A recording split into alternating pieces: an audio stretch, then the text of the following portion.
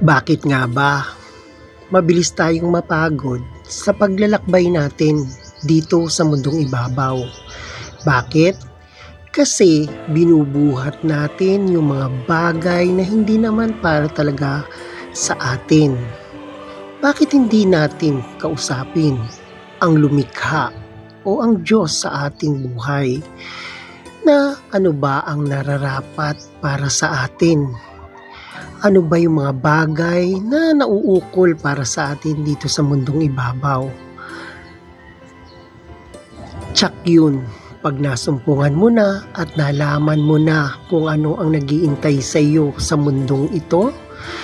Lahat yun gagaan dahil ito ay nakalaan para sa atin. Trust God. Lahat gagaan, lahat ng ating dalahin. God bless!